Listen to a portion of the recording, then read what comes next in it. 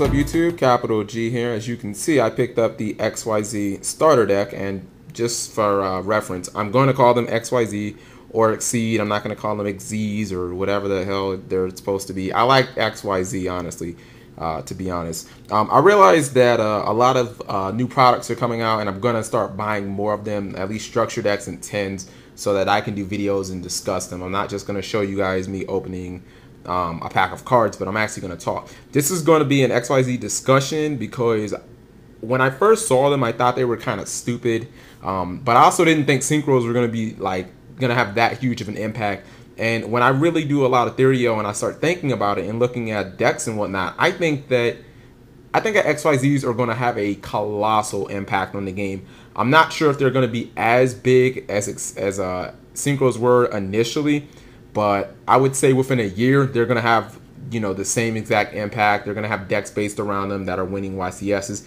And I think that you will see an immediate impact on the regional level, maybe not at the YCS circuit. So I'm going to crack this open, show you some of the cards, and then I'm going to do a discussion more in depth about XYZs and their effect on the game.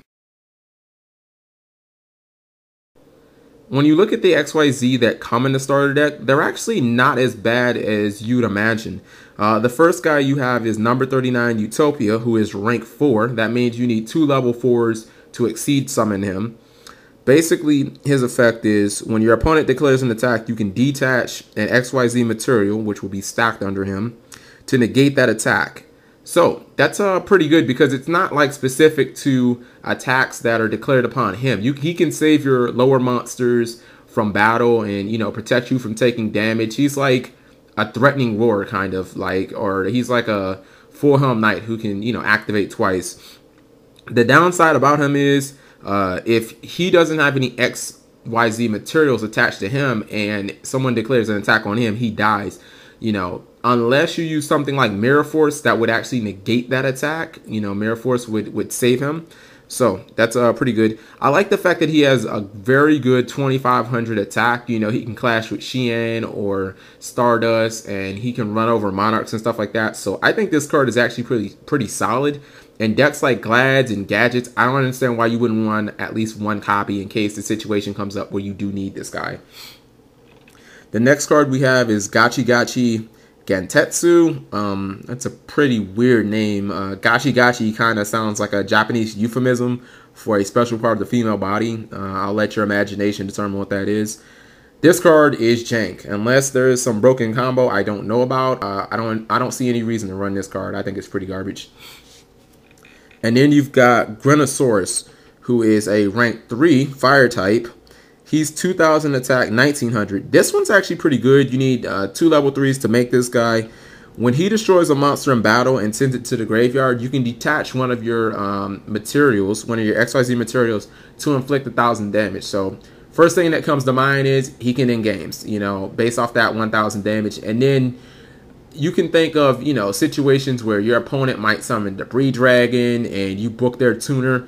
You attack Debris, you know, you do 1000 and then you use his effect, do another 1000, bam, you know, end games. Maybe your opponent solomed early, maybe they used warning, and you just need a quick burn damage to, you know, lock out the game or something. So I definitely think this guy's worth running.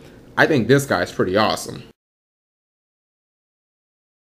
One of the biggest things I like about XYZ is the fact that you do not need tuners to make these guys. So that means some of the older archetypes that came out way before Duelist Genesis, decks like archetypes like Glad Beast, Gadgets, or Gravekeepers can effectively summon any of these guys because you don't need tuners.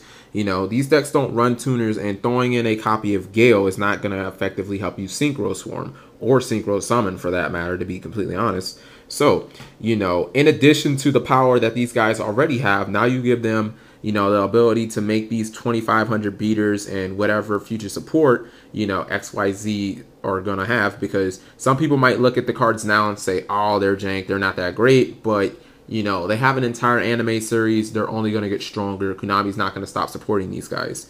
You know, so now you have more power added to these guys' arsenal. You know, these obscure situations that might come up in a 10-round YCS or in an 8-round regional where you're definitely going to want these guys in your deck because you don't need a Colossal Fighter or a Trishula in your extra deck. You're going to be using, you know, maybe one copy of this or something like that. So it definitely adds power to the decks that have been, you know, shafted because they came out before Duelist Genesis. They were never really part of 5Ds. And unlike Samurai, you know, Konami hasn't saw fit to give these guys a tuner. Now you give them a little more power, and you're just going to see these decks improve as far as playability goes anyway.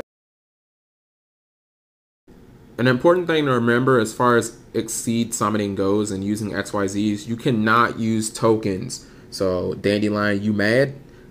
Exceeds can't use tokens because they're not actual monsters. You know, they probably should have did this when they did Synchros. If you couldn't use tokens, hell, Dandelion might not even be limited. So you can't do a lot of herp dirt plays. It's not like you can just bam, you know, drop a Gorz on your opponent and say exceed the, you know, the token, the Gorz token plus Gorz for a level 7 exceed, or go herp dirt, activate Scapegoat and get 2 level 1 exceeds. You know what I mean? So they kind of cut out a lot of the nonsense as far as what made Synchros so broken. And in fact, effects that, you know, activate when your monsters go to the graveyard, things like Sangan or Reborn Tengu, do not activate when you exceed because the monsters don't go to the graveyard. They stack underneath the exceed monster. And then you have a whole bunch of cards that are going to get a lot better just because XYZs are in the game. Some of these cards instantly summon other cards, you know, that have the same exact level. Cards like Summoner Monk and Diva, Gravekeeper Spy. You also have cards that are already good and effective, but just the vast variety of plays is just going to be extended. You know, cards like Mind Control, cards like Level Eater, cards like Spore.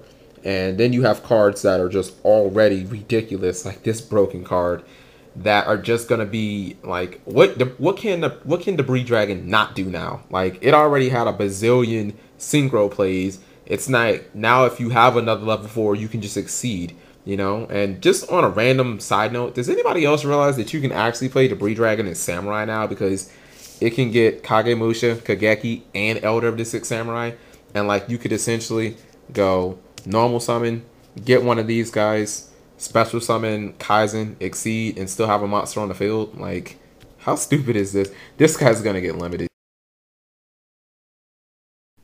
So my overall impressions of the XYZs is, I mean, I think that they're really good. I think that they're another interesting way to keep this game fun and interesting. You look at, you know, things like rituals that never really panned out except for a couple of ones, and you look at Synchros, which were just, I mean, it was exactly what it was supposed to be. It was like a genesis. It was an entire revolution, or like a new beginning for the entire game.